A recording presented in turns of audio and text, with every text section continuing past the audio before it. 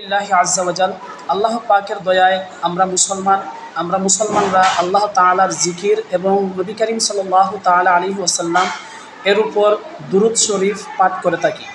তো আমি আপনাদেরকে আজকে খুব গুরুত্বপূর্ণ বিষয়ে একটি আলোচনা করব।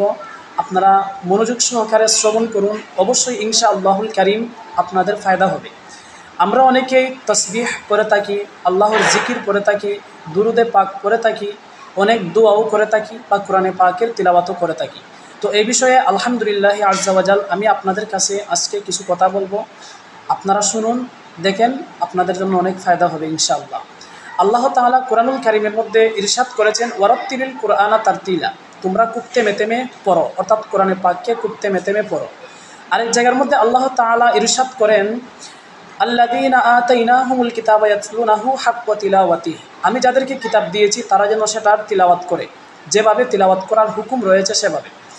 তো প্রিয় ইসলামী ভাইয়েরা, আমি আপনাদেরকে বলবো, আপনারা যারা আল্লাহ তাআলার জিকির বা দুরূদ শরীফ পাঠ করেন, আপনারাও কি এই বিষয়ে খেয়াল রাখবেন, কোরআনে পাকের যে অক্ষরগুলো রয়েছে আলিফ থেকে ইয়া পর্যন্ত যে আরবি হরফগুলো রয়েছে সেগুলোর উচ্চারণ সঠিকভাবে করার জন্য।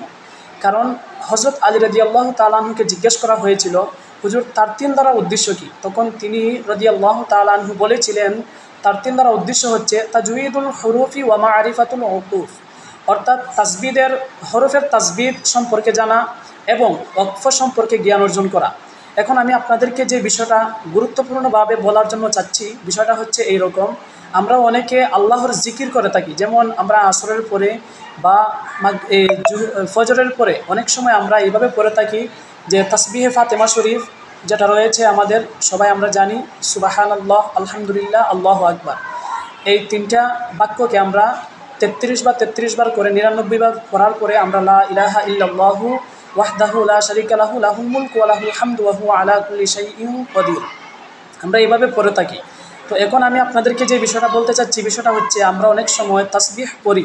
আমি অনেক মানুষকে এরকম দেখেছি যে না জানার কারণে তারা অনেকে পড়েন সুবহানাল্লাহ সুবহানাল্লাহ সুবহানাল্লাহ, অনেক স্পিড হয়ে যায়। তো অনেক স্পিডে হয়ে গেলে সেটা শুদ্ধ হবে না, আরও সওয়াবের পরিবর্তে গুনাহগার হয়ে যাবেন।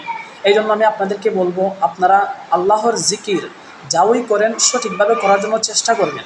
এমনইভাবে নবী করিম সাল্লাল্লাহু তাআলা আলাইহি ওয়াসাল্লাম এর উপর দুরূদ শরীফের পাঠের যে বিষয়টা হচ্ছে যে আমরা জানি আল্লাহ তাআলার রাসূল সাল্লাল্লাহু আলাইহি ওয়াসাল্লাম এর উপর একবার দুরূদ শরীফ পড়লে তার যে ব্যক্তি একবার দুরূদ শরীফ পাঠ করবে তার উপরে আল্লাহর 10টি রহমত নাজিল হবে, তার 10টি মর্যাদা বেড়ে যাবে, তার 10টি গুনাহ ক্ষমা হয়ে যাবে, তার আমলনামা 10টি নেকি লিখে দেওয়া হবে। তো এইরকমভাবে একের পরিবর্তে 10 দেওয়া হয়।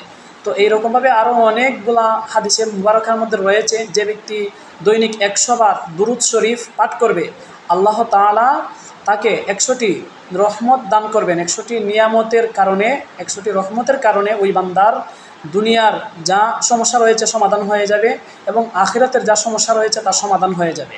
এইরকমভাবে বলা হচ্ছে যে যে ব্যক্তি 100 বার দুরূদ শরীফ পাঠ করবে দৈনিক, তার আল্লাহ তাআলা তাকে 30টি রহমত দুনিয়াতে দিবেন এবং আখিরাতে তাকে 70টি রহমত দিবেন। তো অনেকে এইরকমভাবে পড়েন যে আল্লাহর রহমত নেওয়ার জন্য, যে সময় অনেকের কাছে কম থাকে এই জন্য খুব স্পিডে পড়ে চান আল্লাহর রহমত নেওয়ার জন্য।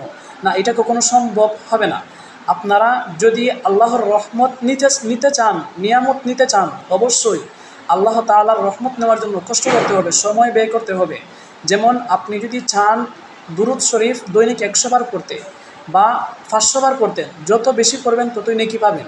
কিন্তু এখানের মধ্যে আপনি চিন্তা করবেন যে অনেকে আছে একবার দুরূদ শরীফ পড়লে তার লাগে 10 সেকেন্ড সময়, বা অনেকে আছে একবার দুরূদ শরীফ পড়লে 1 সেকেন্ডে শেষ করে ফেলে। এখন আমি বলবো, যিনি ধীরে ধীরে মহব্বতের সাথে একবার দুরূদ শরীফ পাঠ করে তারটাই উত্তম।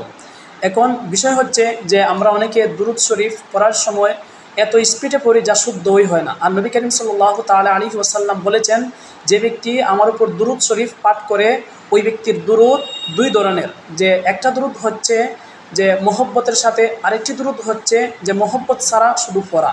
তো যেটা আমরা দুরূদ শরীফ পড়ি সেটাও নবী করিম সাল্লাল্লাহু আলাইহি ওয়াসাল্লামের নিকট পৌঁছানো হয়, আবার যেটা আমরা মহব্বতের সাথে পড়ি সেটাও নবী করিম সাল্লাল্লাহু আলাইহি ওয়াসাল্লাম নিজ কানে শুনেন। এখন বিষয় হচ্ছে যে নবী করিম সাল্লাল্লাহু আলাইহি ওয়াসাল্লাম নিজ কানে শোনা এবং তার কাছে ফেরেশতারা পৌঁছে দেওয়া। এখন ওই দুইটার মধ্যে উত্তম হচ্ছে কি, যেটা নবী করিম সাল্লাল্লাহু আলাইহি ওয়াসাল্লাম নিজ কানে শুনবেন সেটাই।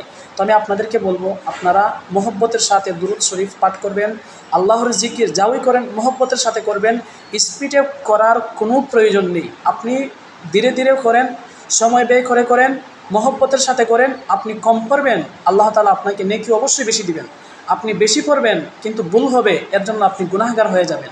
তো আমার অনুরোধ, আপনারা যারা কোরআনে পাকের তিলাওয়াত করেন বা আল্লাহর জিকির করেন বা নবী করিম সাল্লাল্লাহু আলাইহি ওয়াসাল্লামের উপর দুরূদ শরীফ পাঠ করেন, মেহেরবানি করে ধীরে ধীরে সুন্দরভাবে মহব্বতের সাথে পাঠ করবেন। ইনশাআল্লাহ আজ্জা ওয়া জাল এর দ্বারা অনেক ফায়দা আপনারা নিজেই বুঝতে পারবেন, পেয়েছেন কিনা।